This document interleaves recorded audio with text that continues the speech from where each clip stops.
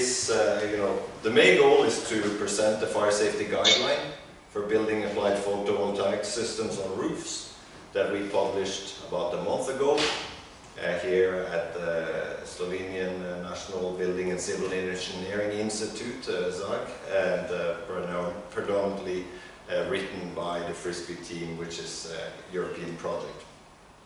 We will get back to more details. The lineup is that we will have an introduction very shortly by Birgitte Messerschmidt from NFPA, and after that I will present the content of the guideline and our thoughts about PV fire safety on roofs, and then Steve Plummer from FM Global will round up with some comments from the insurance industry, from the industry perspective, and we will have open floor for questions.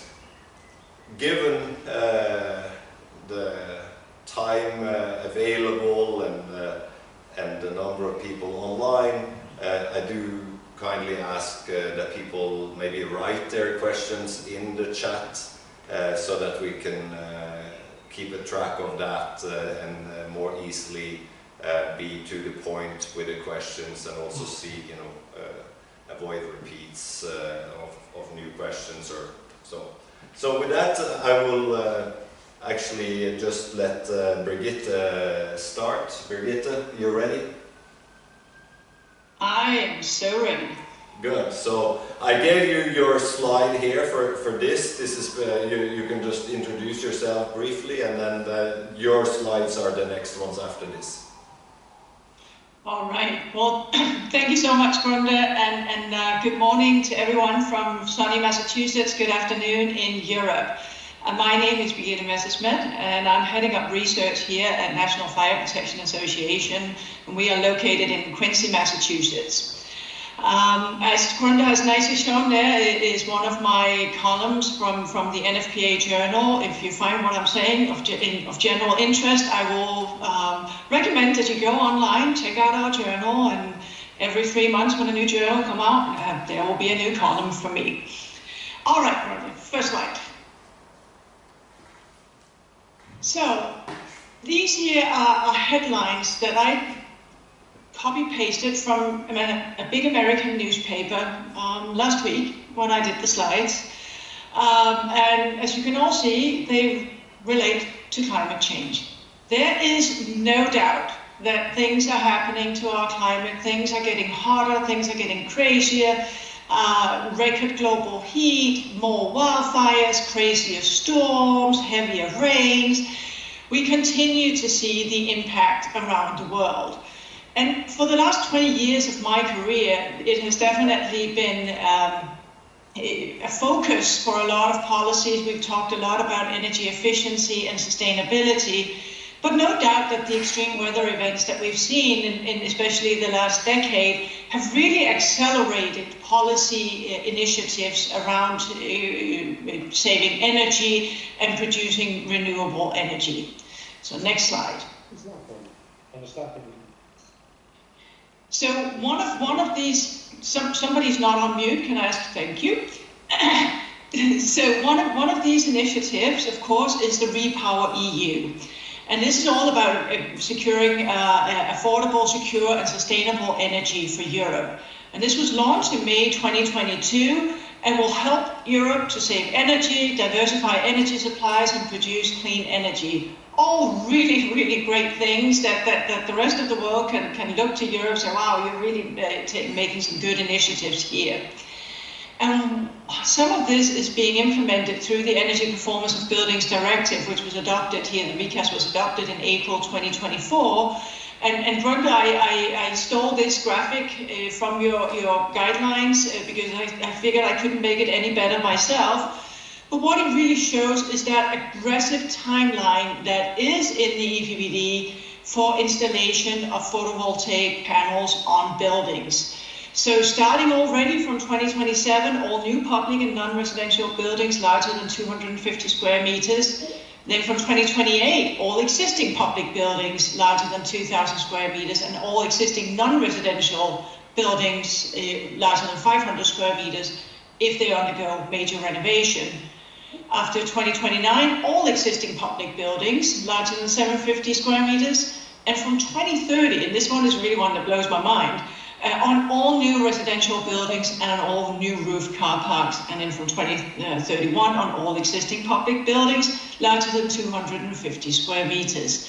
So there's no doubt that this will really bring a transformation of the buildings in Europe and really lead to a huge push for installation of building applied photovoltaic panels all over Europe. But this is not just happening in Europe. This is something that's happening around the world. Yes, Europe has this aggressive or very forward-looking policy that's pushing it. But in the US, we also have several policies that are supporting this. I know I can get a lot of incentives here in Massachusetts for installing photovoltaic panels, and that's the same across the US. So what we see here is a graphic that I copied from NREL over here, and it shows the annual installations of photovoltaic panels around the world. And as you can see, it has grown pretty significantly from 2021 and up through 2023, and it is estimated to continue growing. And when I look at this, I'm wondering if they were actually aware of what's coming with the EPBD, because I don't see that Europe is growing as much as I would expect it to. But what this shows us is that photovoltaic panels will be installed more and more all across the globe. Last slide for me. Oh, second last. Oh, see how well I remember. So what this inspired us to do here at NFPA, in conversations with a lot of my good old friends in Europe and learning about that this new policy was coming in Europe and seeing what was happening around the world as well, we decided that it was time to start talking about the fire safety impacts of photovoltaic panels. Because there was a lot of concerns when we talked to people all around. So what we did, we had a workshop in Brussels a little over a year ago in March 2023, where we brought together people from the European Parliament, the European Commission, from member states, building owners, research, insurance companies, etc., to talk about, well, what are the concerns that are going on out there, and what are some of the solutions that are available, and what do we need to move forward in a way so we can ensure that the buildings with these building applied PV panels will continue to be as fire safe as we wanted them to be when we originally designed them. So the major recommendations that came from this workshop was, number one, need for guidance. What we heard was that several member states were starting to do their own thing. We know a lot of insurance companies already, of course, have guidance for their clients, etc. But when we're pushing this on a European level through European policies, wouldn't it then be appropriate to have an overall European guideline on this? And of course, the ultimate would be to have a comprehensive fire test that really robustly tests fire spread of roof and PV panel, that combination, to see how it acts as a system, and not just talk about each of these as individual building components. And what also was agreed, we could learn a lot from just looking at what the research that has already been done, and do a few more tests to come out with at least a beginning guideline on this. Last slide. This time I promised it to be the last. What we also realized from the discussions at this workshop was, once again, how we see the importance of looking at fire safety as a system. And here at NFPA, some years ago, we introduced the fire and life safety ecosystem. And it applies to everything related to how we want to see, how we need to have a system of safety in order for us to have the safety we expect in our built environment. And it has eight parts to the system, and I don't want to go into details because I could do a whole workshop on this on its own. But what we see is that each of these parts of this ecosystem has to function in order for us to have the system of safety that we all expect. And if 1, 2, 3 of these starts failing, that is when disasters starts happening. So when it comes to photovoltaic panels, we also need to keep this kind of system thinking in our mind to ensure that we do not push forward with policies that will improve our production of sustainable energy, etc., but then compromising fire safety. If we think this fire and life safety ecosystem around it, we can ensure that when we push these policies, it can be done in a way so we can maintain or even improve our fire safety level. And the very first step towards this is, a result from that workshop, is the need for guidance. And this is why I'm excited to be here today and introduce or start the workshop for you, because we are now going to hear from Grunde and all the great work that he and his team has done, and based on previous research done by Jens Stemann Christensen in Denmark. So great to see all this work now come to fruition in this guideline. So Grunde, take it away. Thank you, Birgitte. That was a very good introduction, good setting. So with that, I will just go on to present the content of the guideline, which is the main purpose here for now. But before that, we start with what is the problem, and the problem is fires of this nature that are large fires on flat roofs. We focused on flat roofs, and this one was just a few months ago in the UK, and we see a big fire on a roof, typically detected by bystanders far away. They can see a plume, the fire service gets there. Terry Harris that did this drone video, he was there about the same time as the fire service, because he could also see the fire, and went out doing this footage. And this fire then led to, we've looked at photos afterwards, and it was something like 500 panels, 600-700 panels. We haven't counted completely carefully, but it spread from one array to another one, both sort of longitudinally and laterally. Clearly there's something we should do to avoid something like this. And so when you invent a new technology, you uncover a new class of responsibility, and it's not always obvious what those responsibilities are.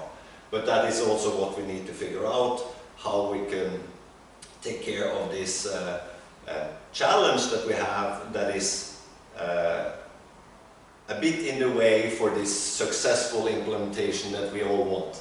Just want to emphasize, some people think, oh, you scream about PV fires because you are against the Green Deal and progress, and I am not. We just think that if things are not done correctly, it can backfire, and we can have major step backs in case something were to happen.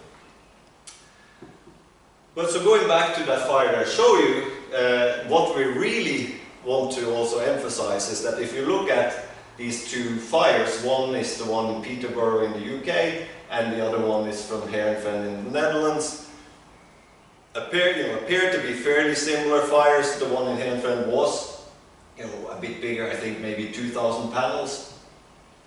However, they look more or less the same. Though the fire in Peterborough, it was back to partial operation after one day. The size of this distribution center was about 8 football fields, so if it looks like just a part, it's still quite a large area. And I think in full operation by Wednesday, I think fire was maybe on a Friday. Whereas the one in Heerenveen, the day after, they were still seeing arcing, there were still people going around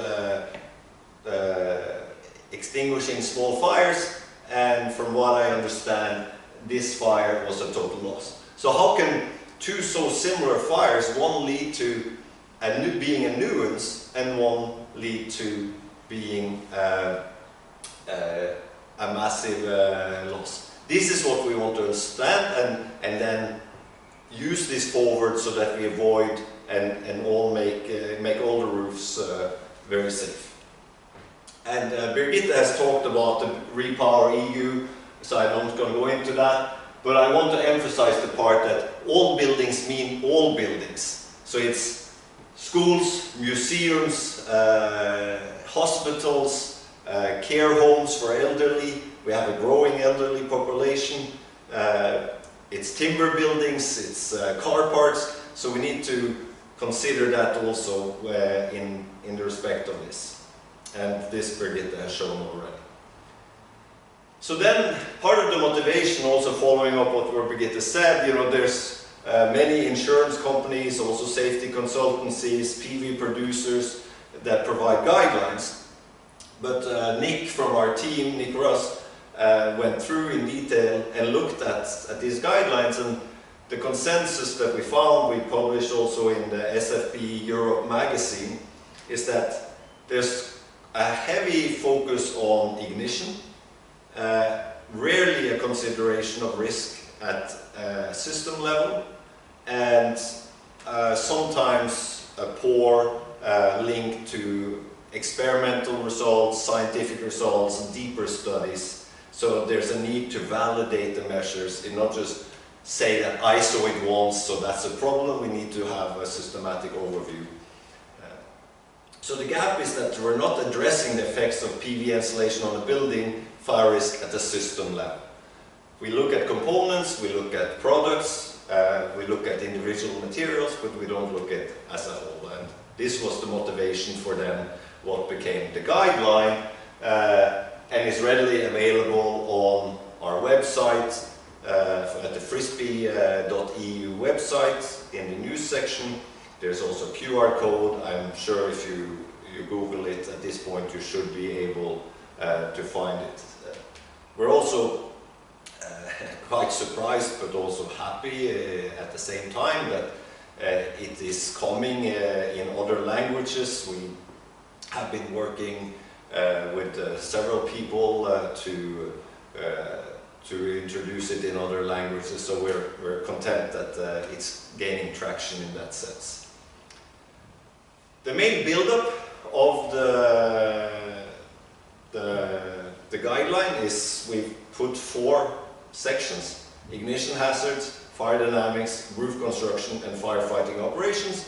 And that is, to some extent, also a timeline of how a fire would evolve. You start with ignition, then there's a spread, there's some fire dynamics. You then need to consider the robustness, resilience of the roof, and then eventually firefighters also arrive. And the goal that we set out in the guideline is that we want to manage fire risk, and here's from NFPA, the 550 Fire Safety Concept Tree. We started up with the top event being that we want to avoid large consequence from a PV fire on the roof. And that goes into then a probability and a consequence part. The probability part is mainly related to components and products, and a lot of this is on an electrical side. Whereas on the other side we have the minimized fire spread and rate and extent, and this is where we need to look at the system level effects. And to that end, the components and the products are following rules for how they should be produced and put to the market, but the system is not. And this is, we'll get back to, is what we see as the biggest challenge, is that we look at things in isolation instead of as a whole.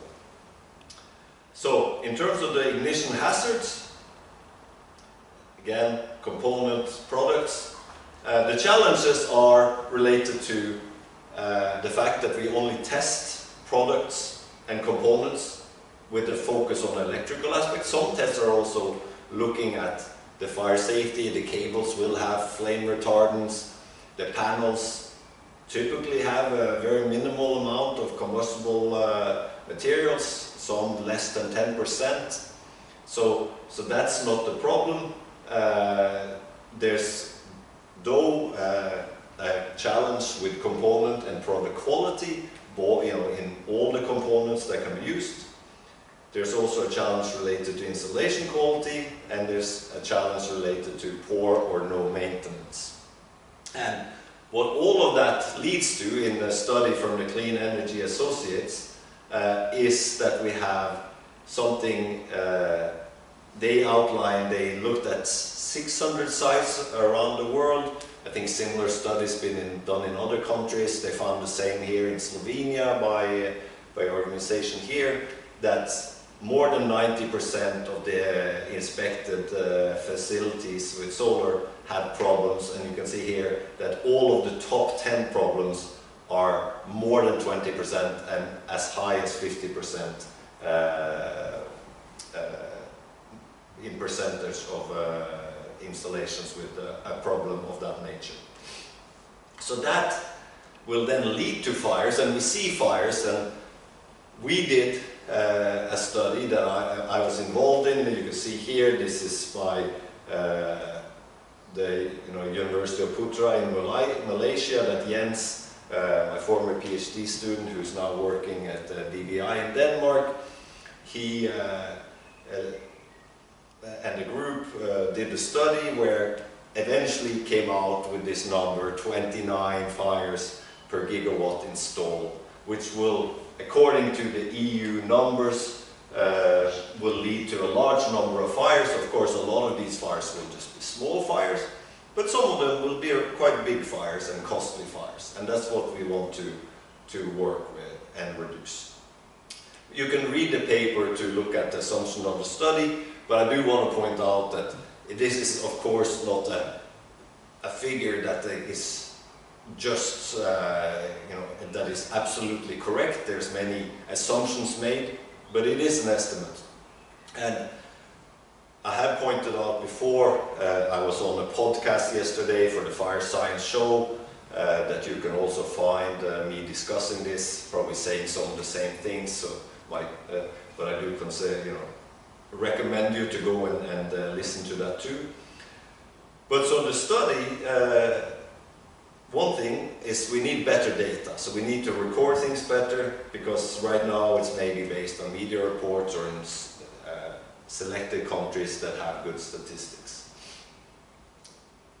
But when people say, oh, it's a freak incident, that was used actually with fire in We Are the Curious in Bristol at the museum there, because it was 0.01% chance somebody had calculated.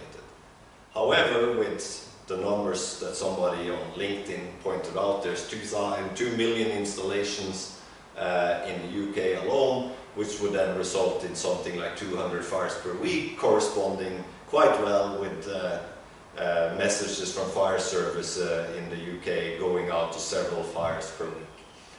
And 10 to the -4 in risk theory is not a negligible risk. It is something that should be dealt with, and it's actually orders of magnitude larger than what is typically written off as a negligible risk. So the fires will happen, and that's why we leave it at that. There's many places you can go and read more about the aspects related to ignition, but we focus then on a little bit an assumption. Fires will happen, so we need to then look at the fire spread and how we can deal with the consequences. And that's related to the fire dynamics and the roof construction. And again, we limit in the scope, we talk about two things. We have the fires that are starting inside the building, and we have the fires that start on the roof. The new aspect, of course, is the fact that there's now ignitions occurring to a greater extent on the roof. The fires that start in the buildings should technically be dealt with already from a perspective of the building regulations. But they're still such that the photovoltaics can make a difference, as seen in this fire at the ASCO building in Norway many years ago. The fire started inside in a truck that was charging, spread to the roof. The fire sections were not extending up across the roof membrane, and with the solar panels on top of the roof, it led to the fire going up and then spreading along the roof and into another fire section.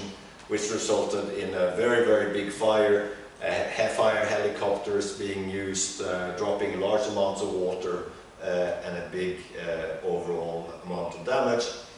One of the biggest damages in terms of cost was that the company had to redistribute their logistics for a long period of time, and that costs more than the actual damage to the property. So what are it then that we need to look at in terms of the fire dynamics? Well, this is a figure from the PhD report of Jens, and we have redrawn them. We wanted a uniform appearance of the guideline, so all the artwork has been done, typeset, and done in a uniform manner.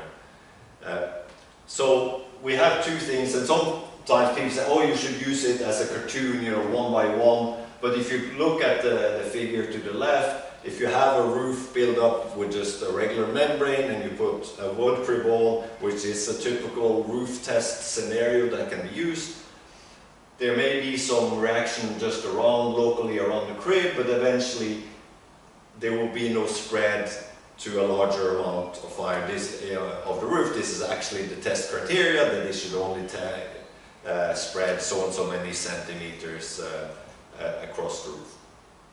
Then you put a PV panel on top, which is not part of the test, this is the thing. Then the whole situation changes. The heat is trapped under the panel. You have re-radiation from the flame is larger, it spreads out under the panel, and you have then a spread to the membrane that is below.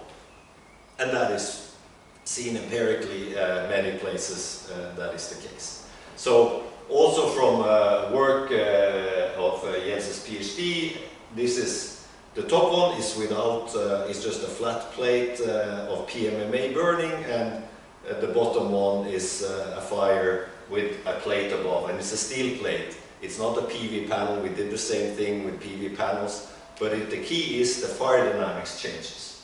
So if you look at the top one without panel, 20 minutes is what it looks like, burns steadily like this, 110 minutes.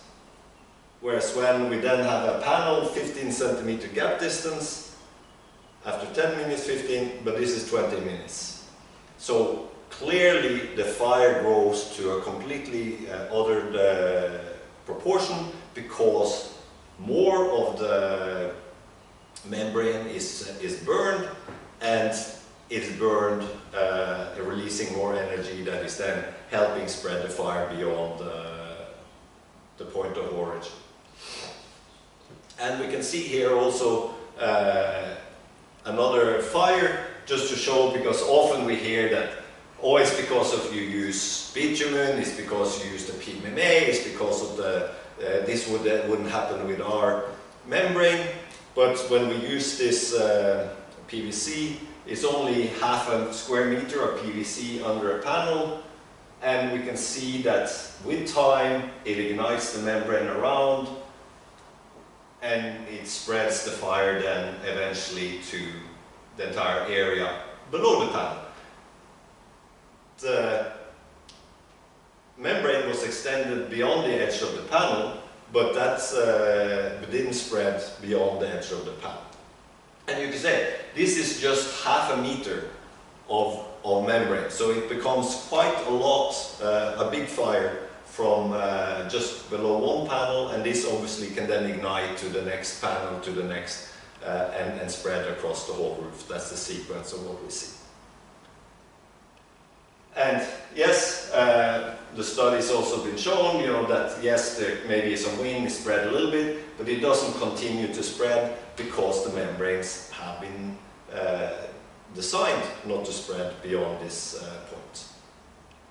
So how do we then tackle this risk? If all the different membranes lead to a spread under the panels, then we need to put, you know, something between what's going to burn and what's below. And there's two cases here that we focus also on the guideline. we may make two cases. One is when a typical build-up which is retrofitting, and then as a roof builder for a new building. A new building is, to a large extent, easier, because you can make all your choices, even down to how you do the roof construction. So that's a separate chapter. We talk a bit more about existing buildings, because obviously also it is your existing European building stock that's going to be changed, not so much plus new buildings, but the main is to use all existing buildings. Many of these existing roofs have EPS or flammable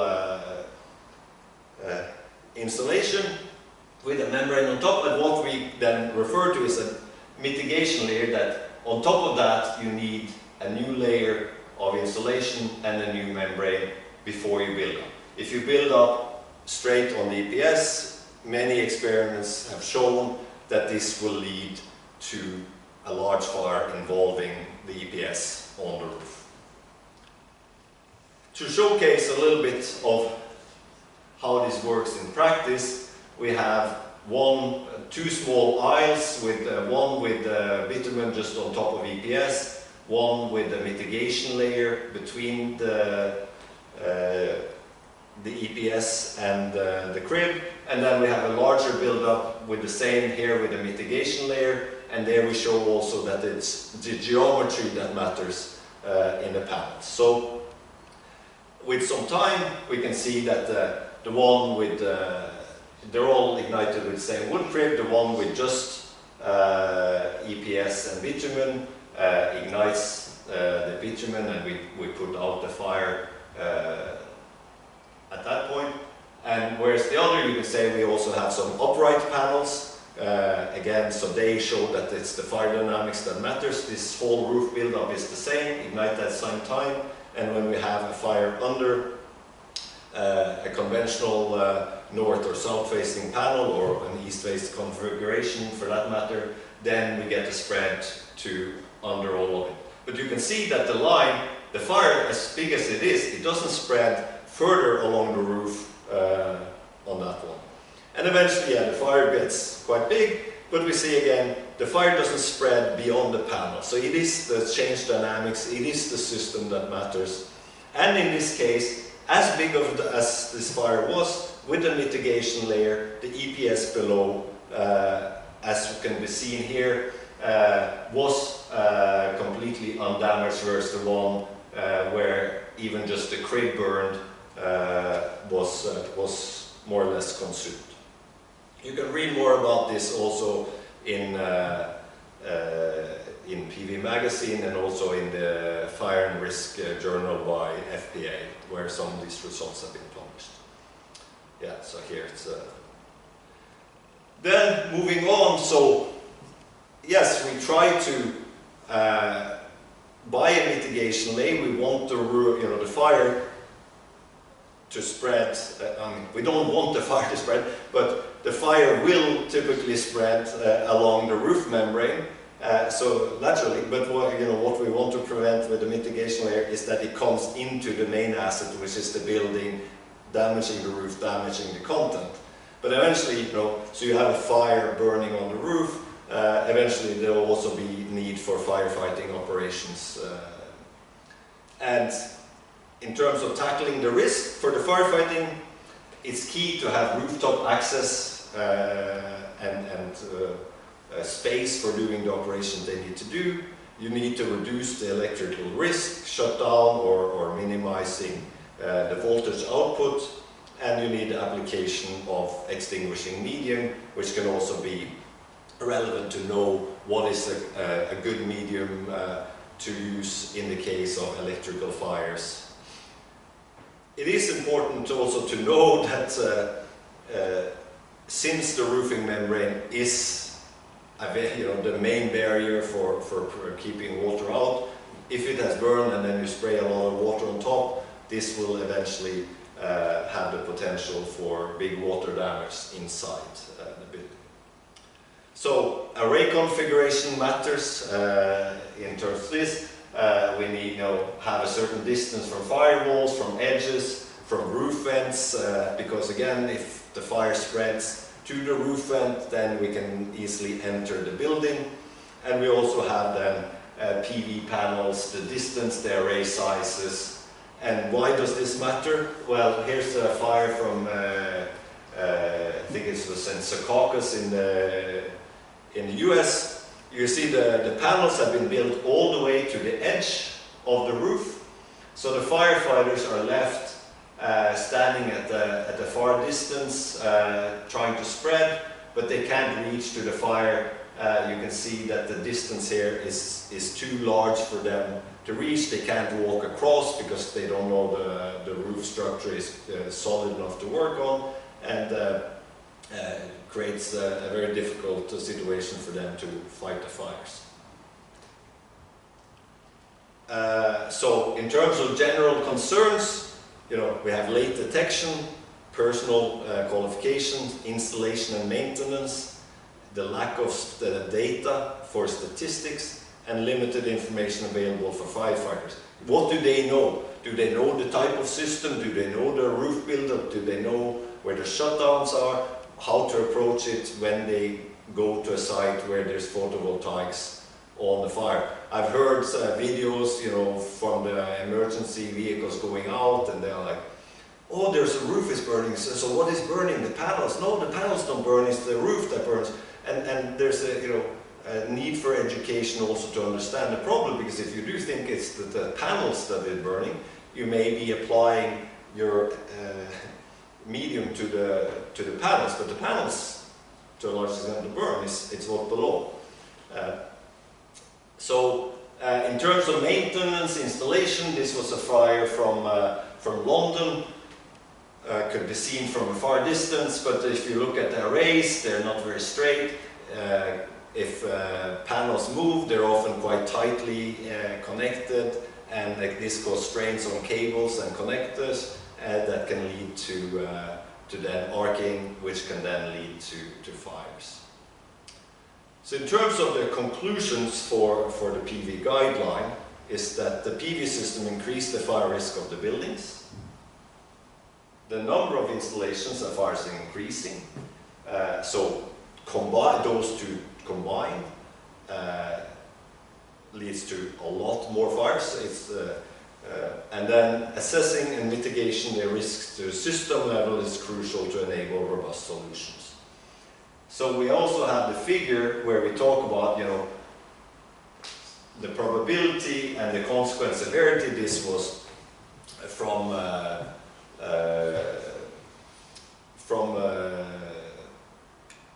the insurance company that we adapted this figure. But so there's 2 points: is the component, like how it is installed, the quality of the components, and the maintenance. That could be either good or less good, and that will affect the probability. If you have poor installation, poor quality components, poor maintenance, you will have more fires. Then, if in terms of the consequences, we have separated between non-combustible insulation and then combustible insulation, that leading to a larger consequence. Our recommendation is for, the main green is for non-combustible insulation with competent installers, high quality components, and regular maintenance. So, in that sense, we are not recommended that you should have incompetent installers and low quality components and poor maintenance. What we're saying that still, with the non-combustible insulation, the consequence, you have a buffer, you have a more robust solution in case the fire happens. Then, if you have, and the other part here is where we say testing is required, and we then recommend the testing to be done on the system level. You cannot and it needs to be at a reasonable scale. And then we say if you have combustible solution, not combustible insulation with incompetent installer, low quality components, poor maintenance, you have a high probability and quite likely a high consequence, so you will have the highest risk there. And when we talk about testing at the system level, we say, you know, if you do it at the too small level, you may have not observed the things you need to say. So what we recommend is that you do test at least at a certain roof segment size. Here we have done with 4 panels on a roof build-up, and we see that it's important because some of the things we see just with 1 panel in a smaller build-up will not be showing in the larger one. And part of that has to do with the time it takes for the fire to develop, because we want to protect the asset that's below, and that is a time aspect in heat transfer. So if we just burn for 5 minutes, we don't have time for the in-depth penetration of the energy, but when we let some of these things burn maybe half an hour, let it cool down, then we can really see what the damages are from this perspective. And half an hour to an hour is also quite a relevant timeline before the fire service will be available at the scene in the cases, particularly if there's no detection system involved. So with that, I just want to also thank the team. I'm presenting it, but the work is done also by the FRISSBE team here at ZAG, and in particular the writers, we didn't put the names on, but the writers of the PV guideline has been Nick Russ, who's a PhD student working on the topic, and then Alesh Yug, who's a professional research associate here at ZAG, and myself. So we welcome everybody to collaborate, and not just with us as a team, but as Birgitte said, we need to collaborate across stakeholders, groups, in order to get the success, and a success as fast as we can in terms of dealing with this risk that we have. So come visit us also here in Slovenia. But with that, I'm gonna stop sharing my screen, and if I manage that. And I work for the property insurer FM Global. If you don't know FM Global, here are a few key facts. But the main points here are we're a specialist property insurer for business and for property and business interruption only. We're a mutual company, so which means our clients own us, and everything we do is focused towards helping them to avoid and mitigate property loss. We work with quite a significant portion of large industry and commercial companies, around 1 in 4 of the Fortune 1000 or Fortune 500 sized companies. And we have a long history of research and testing to provide science-based solutions to our customers. We bring that together with nearly 200 years of loss experience, and we put it into property loss prevention data sheets, and also it helps to develop FM approval standards. The FM Global data sheet 1-15 relating to roof-mounted PV panels and the FM approval standard are both referenced in the Fire Safety Guideline. And you can also find these free of charge on via the fmglobal.com or FM approvals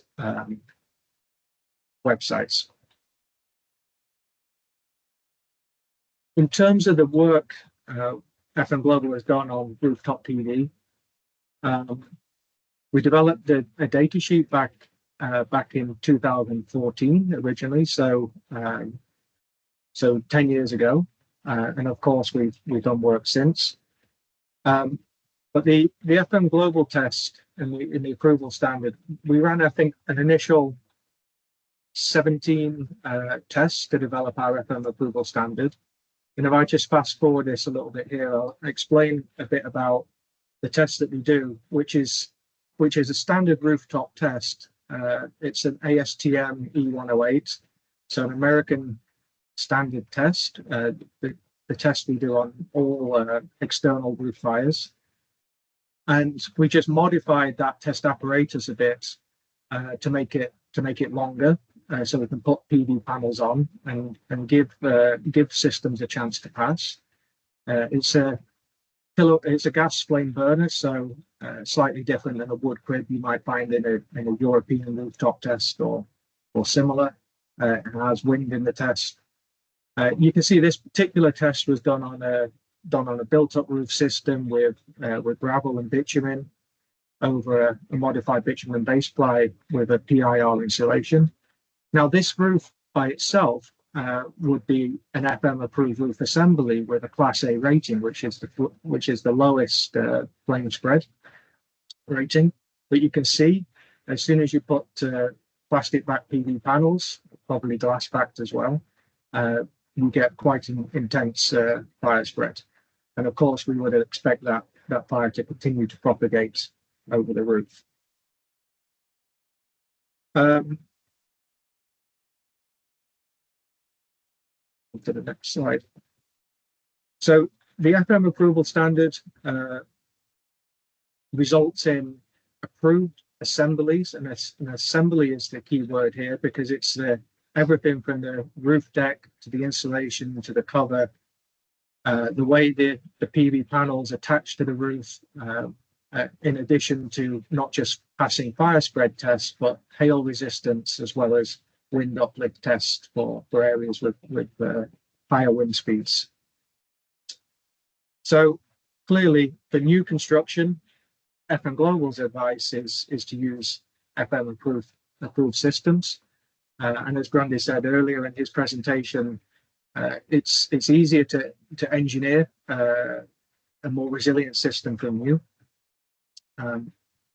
But we understand it's not always practical, especially where the roof is already existing on the building for some time. It's an existing facility.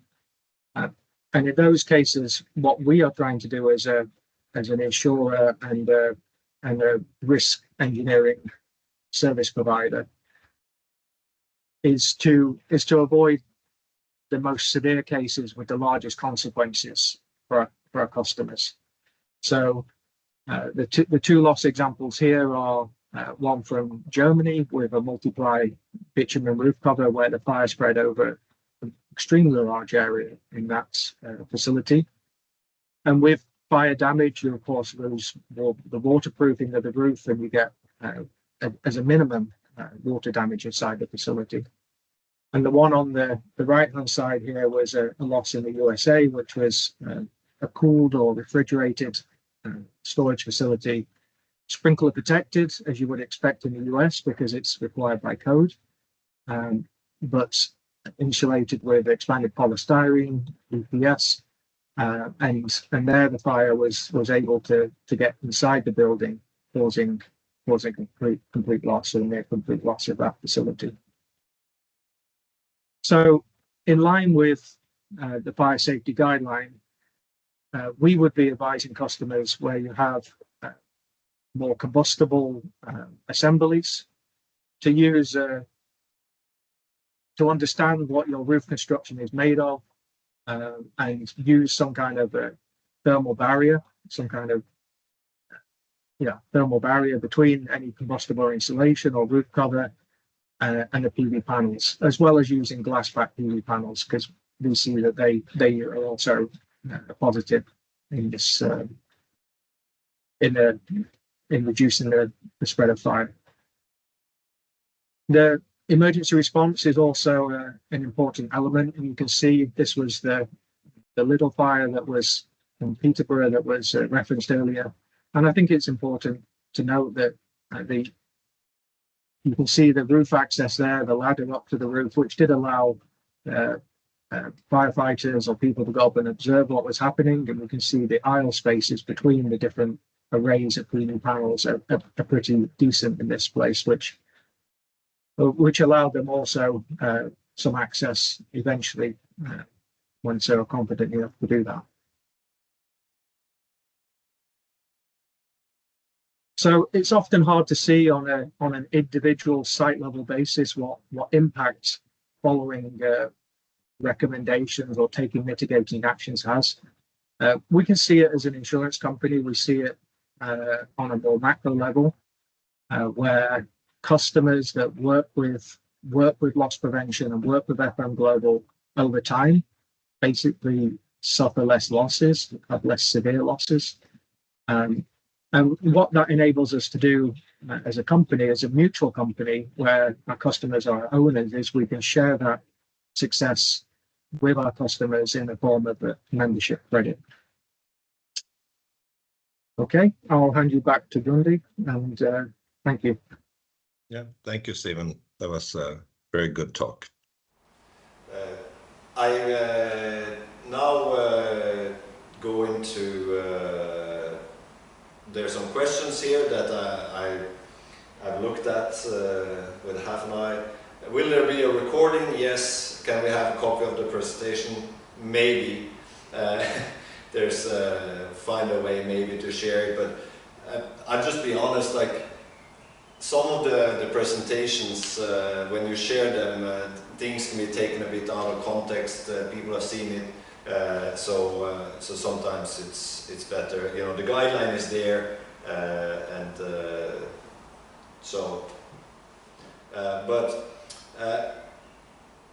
will we be seeing more testing where electrical faults are the source of ignition? So, yeah, I mean, I did. If you look at LinkedIn today and you look at FRISSBE and my name, there are some things we did work with arcing as a source of ignition. Many people have asked, oh, because we use a wood crib in many of the tests we do, and people use a gas burner in FM tests. But the fact is that we have now very good evidence that yes, we can do the arcing ignition and get the same result. A wood crib is more repeatable. The same goes for a gas burner, and I can say also, so we have seen that the arcing is what leads to these fires, electrical faults. I think the proof in the pudding, as they say, is all the fires on roofs out there that aren't arson. They are coming from the system just being on the roof. There's also many small, almost fires that people see, and they can very clearly see that it was the arcing because it didn't burn much, but they can find the cables, they can find. So obviously dealing with the electrical management and is important. So then we have a question. The guideline is saying that the EPS together with mitigation layers shall be tested as built. The situation now is that we have insurance company, get a lot of questions regarding the client want to install panels. And the question is related to what is the thickness? And I think this is an answer, a broad answer to that is, Stephen was getting into that a little bit too. There are some assemblies that can be tested and approved. What I've been telling many people lately is that I believe a natural next step would be to have maybe a version 2 of a guideline, undersigned maybe by more people than just, where we also get industry and other people to say that we agree with the content, but also to have an annex of work solutions. These are different solutions because there's not one solution that will fit all the constraints. There are many other constraints people have to consider, put in certain consideration. And I'm very wary of people wanting the exact numbers. This happened when in the PhD of Jens, when there was we found that there is a critical gap height. And now I see people say, oh, you should have 12 centimeters because that's what Jens found. And I was like, no, it's that for the specific system that he tested with this membrane, this type of panel, this type of insulation. So you cannot do it. And as Wojciech said in the Fire Science Show discussion I had with him yesterday, was that, well, or you make a bigger crib because then you change the dynamics. So we have to build it up and test it as built. It's a very, we need to go, yes, maybe to have some approvals, then it's okay. But for me, just to say 4 centimeters of that or 7 centimeters of that, it's very dangerous that that's going to be taken out of context. Are there any fire testing laboratories anywhere in the UK that can test PV on roof? We do. Thank you for the free marketing. No, there are also other people that do testing. But you can find me or my team on LinkedIn, and we will discuss with you.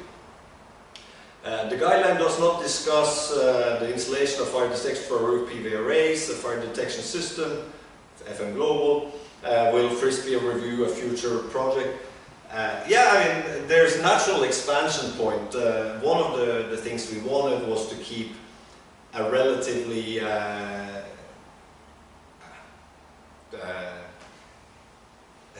what is it called? Like you know, keep it short enough so that we can't cover everything, but there is many holes that we are interested in also covering. Just one thing, Brigitte, are you I think did you need to leave just about now, or how is that?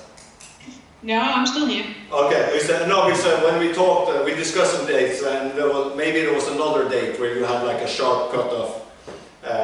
So I'm just going through these things. Roof construction, obviously the fire experts have placed emphasis on the non-combustible insulation rather than the membrane itself, but there are any obvious rationale behind this. That allow NFPA that allow combustible insulation as long as covered by an approved tested membrane plus assembly test.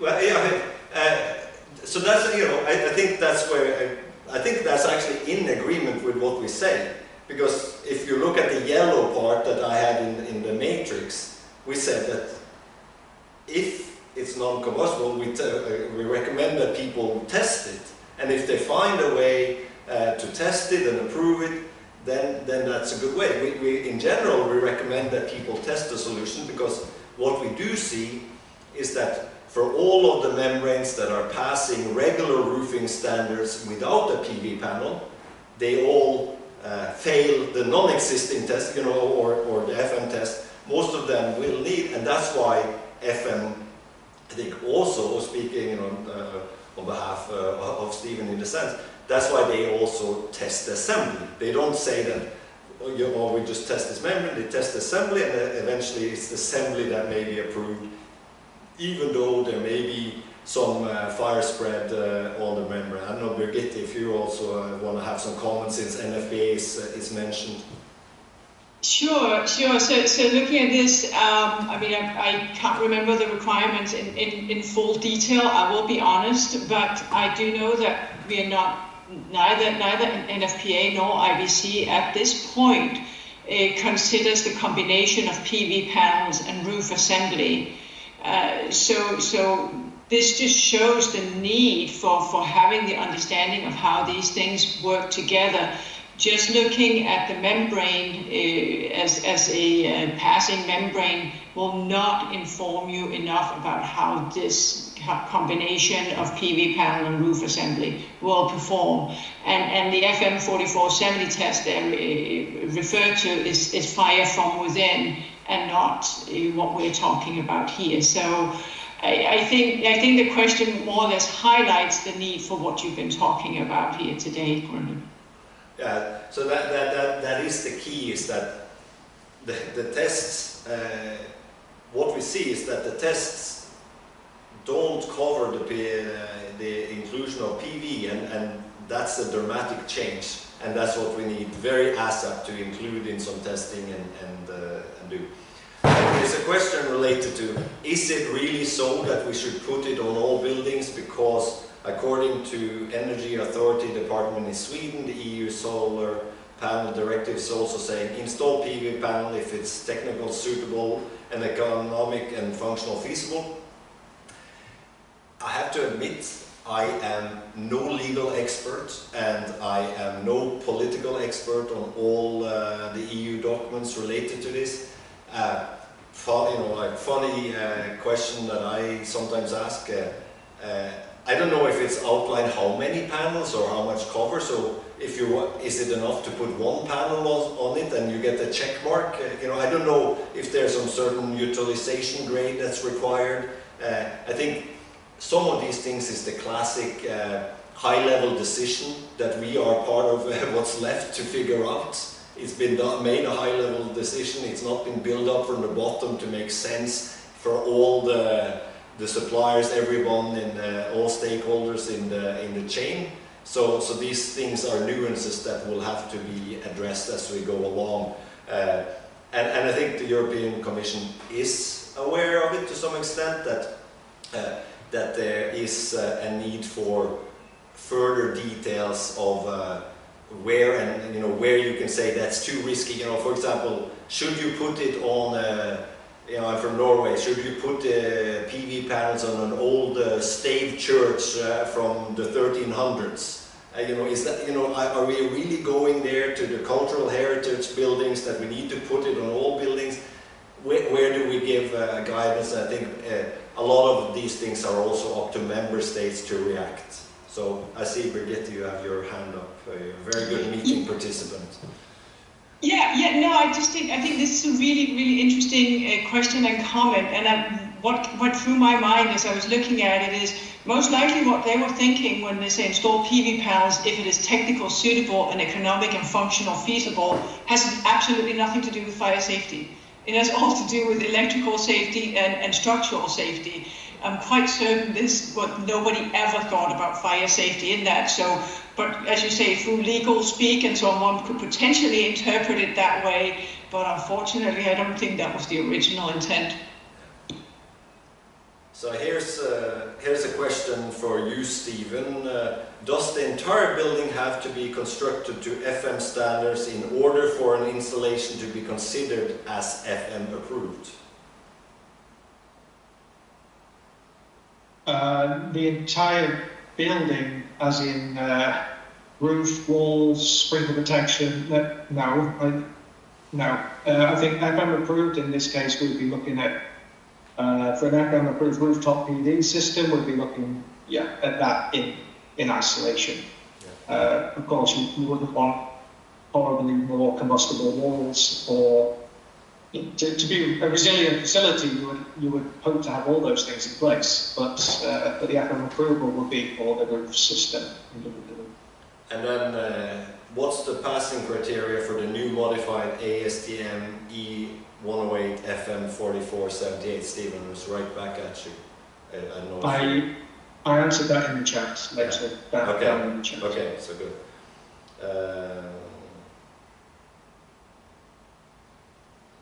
So tough to do a repeatable ARC event.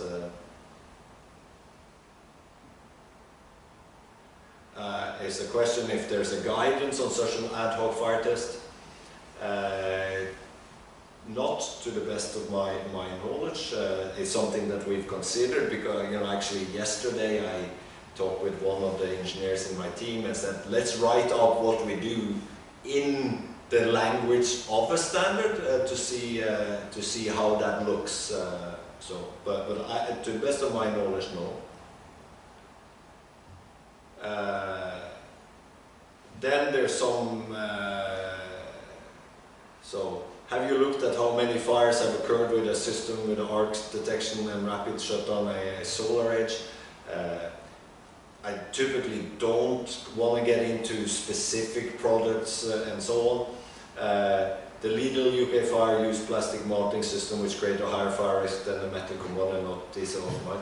Yes, we also recommend that in general the less combustible material is involved, the less material you have to burn. So it's actually interesting that development has been to those plastic ones, because some of the first tests that I was involved in back almost 10 years ago in Denmark, we did find that plastic mountings created significant fires, and also significant local fires, which lead to very hard damage to what was immediately underneath there. and could lead to even burning holes into insulation material. So, but in terms of specific statistics, I don't have it. We'll be very happy for people to help compile it. But it's a tough job to find data. It's not in fire service reports, and a lot of fires are also, you know, just listed with insurance companies, or they're so small that people don't even report them to the fire service. So it's a lot of gray zone in terms of the statistics. So it said outside PV spread is limited, you said, but real fires show otherwise. What's your view on it? I don't get that, sorry. Like from one of the fires that I've seen, rarely do the fires, you know, if you have an open area where you don't have panels but just membrane, I haven't seen that the spread goes beyond it. It goes, we can see that the separation between arrays of 1.2 meters is too small. So that we can see, so that's beyond and it could be related to wind. Also the fire is so big at a point. So, but if you stop, where you stop having the panels, I have not seen that the spread goes far along the membranes in that case. I mean, here's I've been putting the high safety, blah blah blah. Stephen, thanks Stephen. See, so the next challenge will be BIPV. I think that's sort of the end of this. I don't know if anybody have a last minute question or something that they want to do there, or if I missed something. But otherwise, I will. So I'll give it. Yeah. So the chat is there. People that are here can access the chat. You know where to find us. I think you can find both Birgit, Steve and myself on LinkedIn or by contacting, looking at the companies, and we'll try to follow up individually as is interested. And anyone that has other questions, contact me on my email or on LinkedIn. Both are very easy to find. Given my name, I'm the only person with my name in the world, so when you Google that, you will find it on the FRISSBE webpage with the email there. But so, yes, the webinar has been recorded. We will be sharing it once we find, you know, see if we need to edit something, and then put it at a suitable webpage, and we will then disseminate it both on our website, in the news, and also on LinkedIn, both by FRISSBE and possibly my personal webpage, and also ZAG, which is where I work. So with that, thank you for you know, showing interest in the topic, giving us an excuse to have this webinar. And a special thanks to Birgitte and Stephen for contributing to this. We wanted to do it, you know, to have them participate, because this is where some of it started. We had discussions last year in Brussels, and we're here now 1 year later, hopefully making a dent to improve the fire safety of rooftops with PV panels on. So thank you, and see you somewhere elsewhere some other time.